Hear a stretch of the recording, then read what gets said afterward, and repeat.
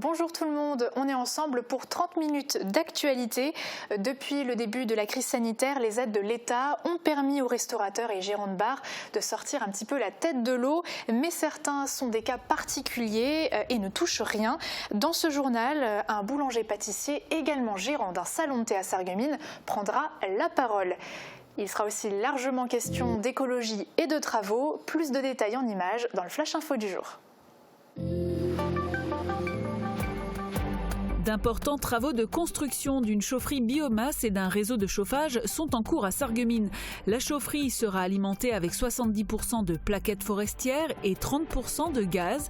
Elle alimentera de nombreux bâtiments tels que les écoles, lycées, des bâtiments municipaux et de la casque ou encore les hôpitaux de Sarreguemines.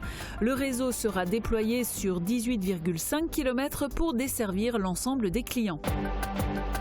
La SS Tennis a décidé d'équiper ses cours extérieurs 1 et 2 d'un système d'arrosage automatique. Les terrains en terre battue ont besoin d'être arrosés et ce système automatisé permettra de mieux gérer l'aspersion d'eau de façon homogène. Les coûts des travaux sont entièrement pris en charge par le club. Le groupe Royer Voyage vient d'investir 5,1 millions d'euros dans l'achat de 33 nouveaux autocars. Leur technologie permet un passage au biocarburant, même si ces véhicules fonctionnent aujourd'hui au gasoil.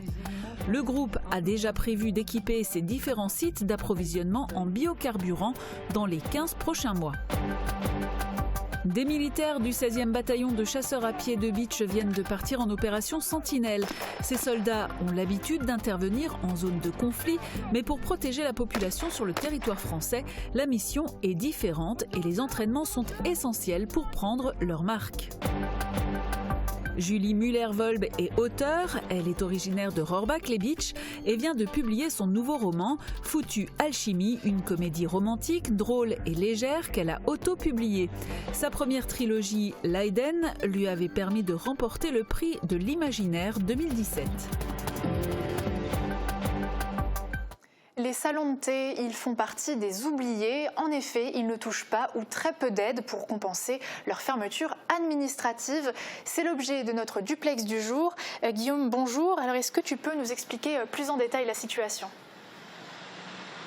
Salut Uranie, oui, en effet, comme le disait si bien Franck Ribéry, les gérants de salons de thé en ont dur. Ils vivent une situation difficile car ils ne bénéficient pas des mêmes aides que les bars ou les restaurants. Cela concerne les gérants de salons de thé qui, comme Julien Frelich, ont développé cette activité à côté de leur profession principale, la boulangerie-pâtisserie. De fait, ils ne touchent notamment ni fonds de solidarité, ni aide au loyer. Du coup, leur chiffre en prend un coup. Tu prendras la mesure de cette situation en découvrant le témoignage de Julien Frelich. Merci beaucoup Guillaume et merci à Thibaut qui t'accompagne au cadre. 150 000 € de baisse de chiffre d'affaires, c'est ce à quoi s'attend Julien Frelich à la fin du mois de février, après 7 mois de fermeture de son salon de thé. C'est un reportage de Thibaut Desmerlet, Guillaume Dumonteil et Baptiste Ancet. 2 salles, 2 ambiances. D'un côté, la vente à emporter qui continue de fonctionner, de l'autre, le salon de thé désespérément vide. Habituellement, 28 personnes peuvent prendre place à l'intérieur et quand le temps le permet, 20 clients supplémentaires peuvent se rajouter en terrasse. Mais aujourd'hui, en raison des mesures prises pour lutter contre la Covid, plus personne ne peut venir consommer sur place. Cela représente une baisse de chiffre d'affaires importante. Voici quelle sera la situation comptable à la fin du mois. Avec 7 mois de fermeture du salon de thé, on arrivera à une perte de chiffre d'affaires de 150 000 € en ayant fait les derniers calculs avec le comptable. Compte tenu de la fermeture du salon de thé, la boulangerie-pâtisserie ne marche plus que sur un pied et donc forcément moins bien. On gagne 0, donc on rend du chiffre d'affaires par rapport à la vente côté boulangerie-pâtisserie, donc vente à emporter. On paye nos salaires, charges, loyers, prêts bancaires et tout ce qui est à payer, charges fixes, et à la fin il ne reste rien. L'ensemble de l'équipe de la boulangerie-pâtisserie continue de travailler, mais en horaire réduit à 80%. Le gérant cherche des solutions avec son comptable pour réduire autant que faire se peut la baisse du chiffre d'affaires. Il calcule au mieux le chômage partiel auquel le commerce a droit. Un prêt garanti par l'État a également été contracté, mais il faudra bien le rembourser. Et il y a aussi toujours un loyer à payer sur la partie salon de thé. Et ces 800 € là, il faut les payer tous les mois depuis le début. Donc ça veut dire qu'une fois par mois, donc une journée de chaque mois, toute l'équipe de vente et de production se lève pour rien, juste pour payer le loyer, les 800 € de loyer. La fermeture du salon de thé n'a pas entraîné de report de clientèle vers la boulangerie-pâtisserie traditionnelle avec vente à emporter.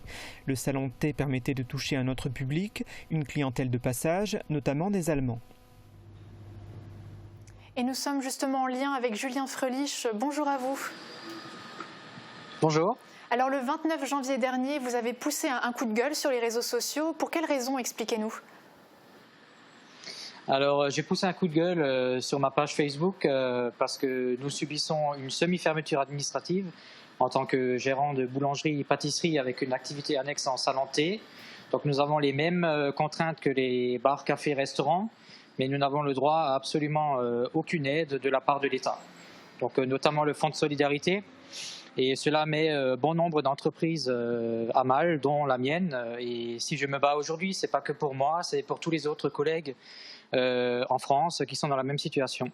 Vous disposez aussi d'un salon de thé en Allemagne, aujourd'hui qui est également fermé. La situation, elle est identique à celle d'en France ? Alors oui, effectivement, j'ai un salon de thé depuis octobre 2020 à Saarbrück, qui est aussi fermé, qui a été fermé 1 mois et demi après l'ouverture. Mais en Allemagne, c'est un peu différent parce que dès le premier jour de fermeture, j'avais tout de suite le droit à une aide sous forme de fonds de solidarité qui équivaut à entre 70 et 80% du chiffre d'affaires, même si le chiffre d'affaires était assez petit vu l'ouverture qui était que 1 mois et demi avant. Mais on a le droit tout de suite à 80% d'aide en Allemagne, ce qui n'est pas du tout le cas en France. En tout cas, on vous souhaite bon courage. Et pour information, en Allemagne, la fermeture des magasins est prolongée jusqu'au 7 mars inclus. Merci à vous, à bientôt. Samedi 6 février, une date marquante pour l'usine Continental de Sarreguemines qui a passé la barre historique des 300 millions de pneus produits. En 57 ans d'existence, l'usine de pneumatiques a évolué de manière fulgurante. Du pneu poids lourd au pneu tourisme, du 13 au 22 pouces, la Conti, comme on l'appelle, tourne à plein régime. Ce 300 millionième pneu a été fêté en petit comité ce samedi. Reportage. Alors que le groupe Continental fête ses 150 ans d'existence, le site de Sarreguemines, lui, célèbre un autre événement. Ce samedi 6 février, l'usine a produit son 300 millionième pneumatique. Je suis ravi d'être ici aujourd'hui pour célébrer la fabrication de notre 300 millionième pneumatique sur le site de Sarreguemines. C'est une vraie fierté pour l'ensemble d'entre nous et c'est aussi l'occasion pour moi de remercier tous nos collaborateurs qui s'engagent quotidiennement dans notre performance et notre succès. 300 millions de pneus depuis 1964. En 57 ans, l'usine n'a pas arrêté d'augmenter ses volumes. Mais revenons 22 ans en arrière. En 1995, le dernier pneu poids lourd est fabriqué. En 1999, l'usine produit son 100 millionième pneu et c'est à partir de cette date que tout s'accélère. Le site construit de nouveaux bâtiments, intègre de plus en plus de nouvelles technologies et connaît une montée en puissance avec des volumes de production atteignant les 9 millions d'unités par an. En 2017, un volume record de 11 millions de pneus a même été atteint. À ce rythme, l'usine produit 100 millions de pneus tous les 10 ans. Des pneus 17 pouces en moyenne et au premier trimestre 2021, un 22 pouces entrera en production. En termes de portefeuille produit, le site fabrique toujours plus de pneus ultra haute performance, alliant de nombreuses technologies. Au sein du groupe Continental, l'usine sarregueminoise, qui sort 30 000 pneus de ses bâtiments chaque jour, se distingue notamment pour ses innovations et son efficience. Un de ses objectifs à court terme est de produire plus de pneus à très basse résistance au roulement qui permettent de réduire la consommation de carburant. Et en matière d'écologie, il y a aussi ce nouveau chantier à Sarreguemines, entamé au mois de septembre dernier. La construction du nouveau réseau de chauffage se poursuit. Les travaux progressent en parallèle sur deux fronts, la construction de la future chaufferie et le déploiement du réseau qui s'étendra sur plus de 18 km. Reportage de Yann Greff-Schaeffer et Guillaume Dumonteil. Rue Jaunaise, c'est ici que tout commence. À cet endroit se trouvera la chaufferie biomasse de 8 MW. Elle sera alimentée à 70% avec des plaquettes forestières issues des forêts locales. Les 30% restants proviendront du gaz. C'est beaucoup plus éco-responsable et durable par rapport à de l'énergie fossile ou le gaz. C'est Dalkia, filiale du groupe EDF, qui finance ces travaux estimés à 24,4 millions d'euros. A noter que l'ADEME subventionne ce chantier à hauteur de 9 millions d'euros. Dalkia percevra ensuite les recettes issues de la revente du chauffage. Avant de se lancer dans l'aventure, elle s'est assurée d'avoir suffisamment de clients. Ce réseau va servir à alimenter beaucoup de bâtiments municipaux et en plus différents bâtiments d'autres acteurs tels que des bâtiments de la Casque, les lycées, certains collèges et bien entendu toutes nos écoles.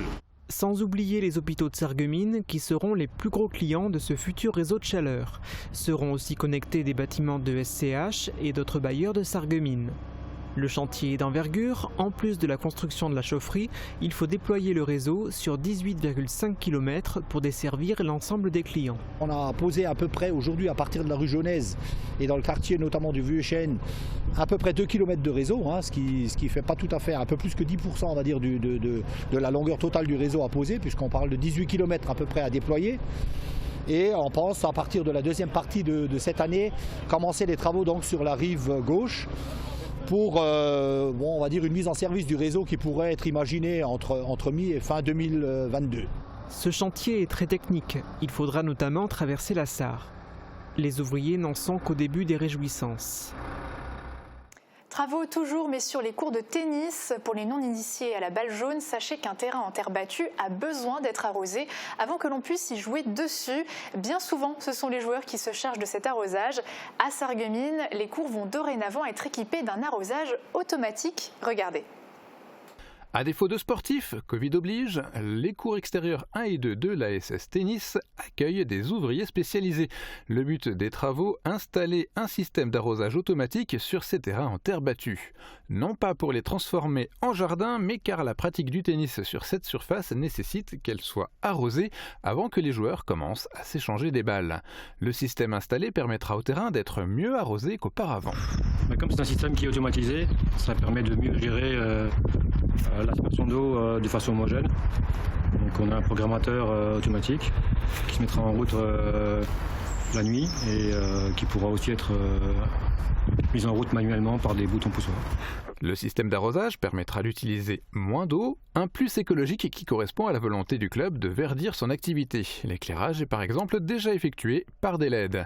Pour ce qui est de l'arrosage, ces travaux ont un coût, 7 000 € entièrement pris en charge par le club. Un investissement nécessaire donc, tout comme pour le groupe Royer Voyage qui vient d'acheter 33 nouveaux autocars. Ils ont coûté 5,1 millions d'euros, mais permettent à l'autocariste d'assurer les transports scolaires et d'effectuer des lignes régulières pour le compte de la région Grand Est. Reportage de Guillaume Dumonteil. Journée particulière pour le groupe Royer Voyage qui réceptionne 33 nouveaux véhicules. Ils viennent remplacer d'anciens autocars vendus ou reclassés.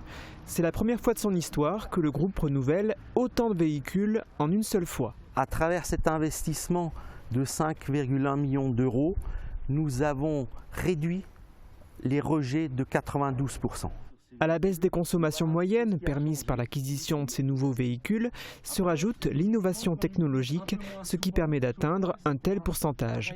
Et c'est pas fini.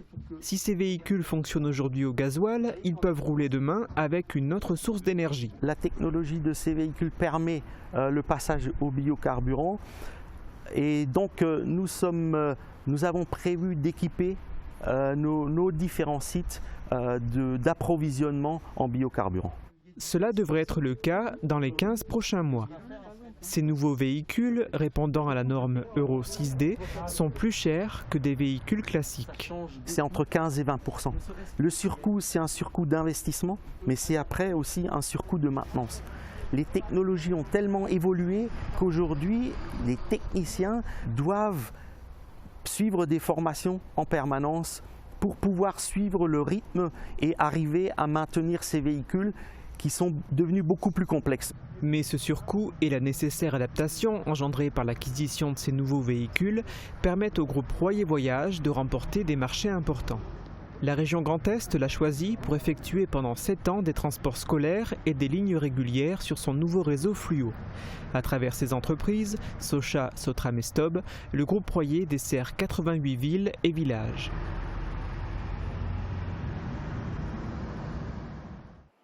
Nicole Müller-Becker est à la tête du conseil parlementaire interrégional de la Grande Région. Après 2 ans de présidence sarroise, Stéphane Toscani a passé le relais à la région Grand Est et c'est à la vice-présidente du Grand Est en charge de la coopération transfrontalière et du développement du multilinguisme qu'a été confiée cette mission jusque fin 2022. Créé il y a 35 ans en 1986, cet organe de concertation politique comprend le territoire lorrain, la Sarre, la Rhénanie-Palatinat, le Luxembourg et la Wallonie. Quand vous donnez votre sang, où va-t-il ensuite ? Eh bien, on répond à cette question juste après la météo. À suivre également dans ce journal, une séance de tir chez les militaires, un livre romantique et des protections hygiéniques réutilisables. A tout de suite. La météo vous est présentée par le Crédit Mutuel. Une banque qui appartient à ses clients, ça change tout. Protégez et mettez en lumière votre maison avec toutes les nuances de crépi proposées par Modèle Habitat.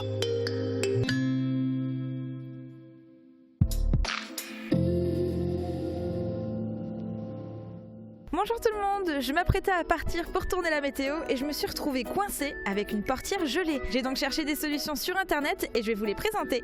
Alors le premier conseil que j'ai retrouvé un peu partout, c'est de ne surtout pas verser d'eau bouillante pour éviter un choc thermique. Ensuite, si comme moi vous n'avez ni bombe dégivrante ni alcool ménager à portée de main, eh bien il faut gratter. Et si rien de tout ça ne marche, vous pouvez essayer de passer par le coffre pour la débloquer de l'intérieur. Ou alors, ultime solution, réchauffer la portière à l'aide d'un sèche-cheveux. Enfin, si vous avez une rallonge assez longue. Et place maintenant à la météo pour voir si vous aurez besoin de tous ces conseils pour demain. Si vous attendez un peu, vous pourrez peut-être profiter des rayons du soleil pour faire fondre la glace. Le ciel sera bien dégagé et lumineux, mais les températures restent basses avec toujours -7 à -11 degrés pour les minimales et -3 à 0 degrés pour les maximales. Demain, pensez à souhaiter une bonne fête au Félix. Le soleil se lèvera à 7h44 pour se coucher à 17h46. Passez tous une belle journée et à demain. Quoi ? Mais non.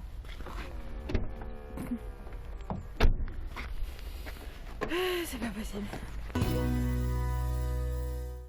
Merci d'avoir suivi la météo avec le Crédit Mutuel. Une banque qui appartient à ses clients, ça change tout. Ordinateur, imprimante, réseau, IP Connexion vous dépanne où que vous soyez. IP Connexion, c'est aussi de la téléphonie IP, de la vidéosurveillance et de la domotique. Contrairement à un simple turban que souvent les dames mettent, là elles retrouvent un peu une allure et puis leur style en fait, grâce aux cheveux. On a toujours une petite broche avec. La personne elle peut vraiment créer son modèle comme elle veut, le rendre un peu plus personnel. Toutes les prothèses capillaires elles sont entièrement prises en charge par la Sécurité sociale et puis c'est un produit français. AVS Santé, notre métier, vous accompagner.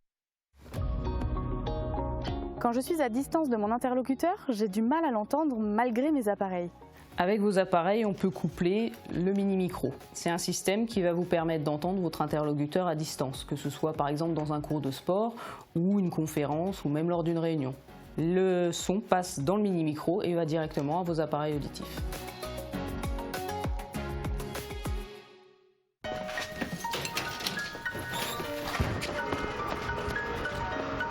Enfiler un uniforme. Ou pas.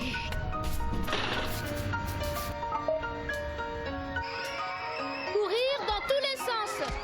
Ou rester immobile. Faire des gestes maîtrisés. Ou un peu moins maîtrisé. Se coucher tard. Se lever tôt. Savoir viser. Très très bien visé. Fermer plus tôt. Ouvrir plus grand. Porter un masque. Vraiment le porter. En restant chacun mobilisé, nous serons plus forts ensemble.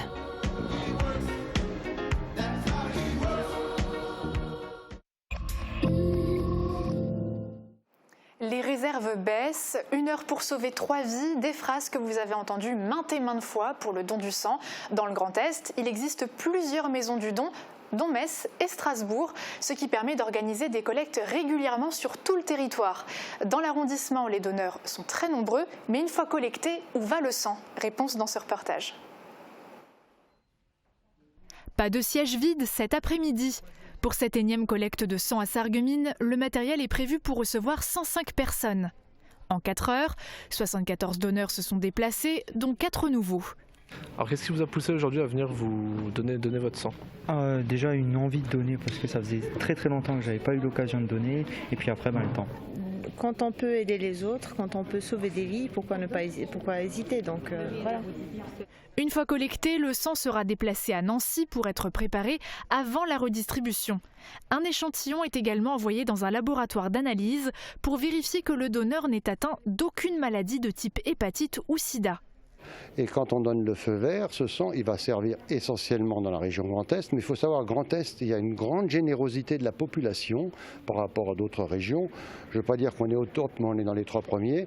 Et une partie de ce sang va servir dans des régions où il y a du sang en déficit, notamment en région PACA et en Île-de-France et dans certains départements d'outre-mer. À l'hôpital Robert Pax de Sarreguemines, le laboratoire central utilise quotidiennement les produits sanguins pour des transfusions d'urgence lors de saignements abondants ou pour des maladies chroniques comme l'anémie sévère. Ici, il y a un dépôt pour conserver le sang plus longtemps et le stock est régulièrement approvisionné. C'est l'hôpital qui fait la demande de ces produits auprès de l'établissement français du sang, et ce de manière aléatoire en fonction des besoins des services. Par exemple, l'année dernière, plus de 3000 produits sanguins ont été utilisés et 800 patients transfusés à l'hôpital sarregueminois. Malgré la pandémie, le constat est plutôt positif, les dons restent conséquents. Pour les prochaines collectes, pensez à vous munir d'une attestation de déplacement pour vous y rendre après le couvre-feu. Vous pouvez cocher la case « Déplacement pour l'assistance de personnes vulnérables ». Les opérations Sentinelle existent depuis 2015. 10 000 militaires ont déjà été déployés en France. D'ailleurs, depuis peu, quelques chasseurs du 16e BCP de Beach sont partis sur le terrain en opération Sentinelle. Alors si pour certains c'est la première fois, pour d'autres l'expérience acquise sera un plus. Nous avons assisté à leurs derniers entraînements avant le grand départ. Reculez, reculez, reculez! Couteau! On touche le feu! Ces soldats ont l'habitude d'être sous les intempéries, de manier leurs fusils d'assaut en zone de conflit, d'intervenir en cas d'attaque. Pourtant, la case entraînement est un passage systématique avant chaque mission pour retrouver les automatismes. Idem ces dernières semaines, avant le départ en opération Sentinelle. Là, on travaille sur le territoire national. La mission est différente. Du coup, les habitudes doivent être différentes. On est là pour protéger la population. Mais aussi être un appui pour les forces de l'ordre sur place. Dans la tête, il faut donc avoir un autre état d'esprit qu'en temps de guerre. Descendre d'un cran, tout en étant prêt à intervenir, utiliser notre arme, ça c'est si besoin. Dans le cadre d'une patrouille, on sera là dans un premier temps pour rassurer la population. Contrairement à quand on pourrait employer nos chars, ce qui est complètement différent. Il faut adopter une gestuelle précise et avoir une bonne analyse du terrain. Face à un ennemi, il existe différents paliers d'intervention. L'usage de l'arme est la plus haute. Élévation de la menace. Face à vous, c'est plus du pied-point sur une bagarre. C'est quelqu'un qui sort un couteau et qui arrive vers vous. Ici, on se prépare à différents scénarios. Dans les rangs, certains vont vivre leur première opération Sentinelle. Grâce à nos nombreux entraînements, j'ai pu retirer certains doutes quant à la manière d'intervenir. Nicolas a déjà une première expérience sur le territoire national. Il en a retiré quelques leçons. Il faut composer avec le terrain aussi, avec tout ce qui se passe dans la ville. Pas se laisser distraire par toutes les activités des villes. Bien gérer ses patrouilles, les temps de patrouille. Au début, les premières semaines, les premiers jours, ça peut être compliqué, surtout pour ceux qui font la première fois Sentinelle, qui n'ont pas l'habitude d'avoir par exemple la frag ou l'armement sur eux. Mais on s'habitue. Et s'il reste des appréhensions, les chasseurs du 16e BCP auront vite fait de prendre leur marque, car en opération Sentinelle, on ne patrouille pas seul. On s'appuie sur son équipe et l'ancienneté des plus hauts gradés. Un peu d'amour et de légèreté maintenant, ou plutôt une comédie romantique avec le nouveau livre de Julie Müller-Volb, une auteure originaire de Rohrbach-les-Bitches. Après une trilogie, elle revient avec un tout nouveau roman, Foutue Alchimie. L'auteur nous en parle plus en détail. Une belle rencontre à la médiathèque de Bitche. Bonjour, je suis Julie Müller-Volb et je suis auteure. L'Éden, c'était ma première trilogie, mon tout premier roman. J'ai gagné le prix de l'imaginaire 2017 aux éditions France Loisirs Nouvelle Plume, en 2017 du coup. Et depuis, j'ai terminé la trilogie. C'est du fantastique young adulte, ça s'adresse à un public, je dirais à partir de 15 jusqu'à 115 ans. Il n'y a pas de limite d'âge. Et c'est pas de la fantaisie pure et dure, donc c'est plutôt accessible et normalement ça plaît plutôt bien. Alors, ce qui m'a donné envie d'écrire, c'est le premier roman de Alexiane Delis qui s'appelait Les ailes d'émeraude. Et suite à la lecture de ce roman, je l'ai terminé et j'ai dit mais moi aussi j'ai envie de faire ça. Et donc du coup, je m'y suis mise. Le nouvel ouvrage qui vient de sortir s'appelle Foutue Alchimie. C'est l'histoire de Charlie, une trentenaire de notre époque contemporaine. Elle est prof dans un lycée tranquille. Elle a sa meilleure amie qui travaille avec elle. Elle est en couple avec Tom, l'homme idéal. Presque tout le temps. Mais sa routine va être chamboulée en fait par l'arrivée d'un autre homme qui s'appelle Alexis et il est marié à une autre collègue à elle. Il y a une alchimie qui se passe entre eux, aucun des deux n'a envie de l'écouter, mais ça va les mener dans une situation compliquée. C'est une comédie romantique, c'est drôle, c'est léger, c'est sans prise de tête, ça se lit facilement, c'est pas de la grande littérature, c'est de la littérature de distraction, ça fait du bien, j'espère en tout cas. Ça m'a fait du bien de l'écrire, en tout cas ça a été une petite bulle d'oxygène dans le quotidien un peu morose, dans l'ambiance Covid, tout ça. Donc ça m'a fait du bien, j'espère que ça fera du bien aux autres aussi.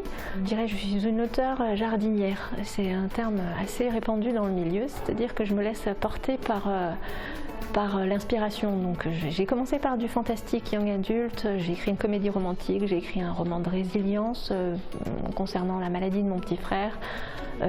J'ai écrit du post-apocalyptique, j'ai écrit une histoire pour enfants, j'ai écrit plein de choses.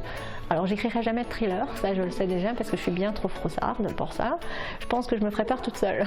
Donc, mais à part ça, je pense que je me laisse porter par l'inspiration qui vient à moi. Et on termine sur un tout autre sujet. L'expérimentation porte sur la réduction des déchets, mais elle a bien d'autres atouts. 10 étudiantes d'Épinal ont reçu pour leurs prochaines règles plusieurs kits de protection intime, lavables, donc réutilisables. Reportage de nos confrères de Via Vosges. C'est à ce niveau-là que vous avez les 3 couches en fait, nouvelle technologie, 3 couches très absorbantes. Des culottes et des serviettes hygiéniques lavables, donc réutilisables, voici 2 des 3 produits d'intimité féminine éco-responsables présentés ce mardi à 10 étudiantes de la Cité des Images. On parle bien sûr ici de protection pendant les règles. Il a aussi été question de ces cups utilisables plusieurs fois et qui remplacent les traditionnels tampons, des produits encore trop méconnus. Là on est sur des technologies complètement naturelles, innovantes, avec une fonction ultra absorbante en fait, mais complètement naturelle, où on minimise un risque d'allergie maximum. Des produits bons pour la santé, mais donc bons aussi pour l'environnement, car lavables. Plusieurs exemplaires ont été remis aux étudiantes par le SICOVAD, l'organisme de collecte des déchets de la région d'Épinal. Objectif de cette expérimentation, sur 4 mois, quantifier exactement le nombre de produits hygiéniques qui ne seront pas jetés à la poubelle. Quand on fait des recherches, on trouve des chiffres mondiaux, mais pas trop en France. Donc c'est quelque chose qui n'a pas encore été très étudié. Et les serviettes et les tampons que je jetais, je me disais que c'était vraiment faramineux comme quantité.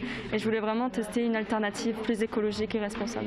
Une alternative également plus économique. Les produits jetables coûtent 150 à 200 € par an, le même prix que ces protections écolo qui sont, elles, réutilisables de 3 à 5 ans. Pour mes parents, j'ai pas envie de leur coûter trop cher et c'est une solution que j'avais envie d'essayer depuis longtemps parce que je me dis si ça peut m'aider en fait à essayer de dépenser moins surtout, je vais bien essayer. Moi. Cette expérimentation aux multiples avantages devrait se terminer fin mai. C'est tout pour l'actualité du jour. Retrouvez nos reportages sur notre site internet, sur notre page Facebook également. Notre page Instagram vous attend aussi avec dessus des bêtisiers, mais aussi les coulisses des émissions. À très vite.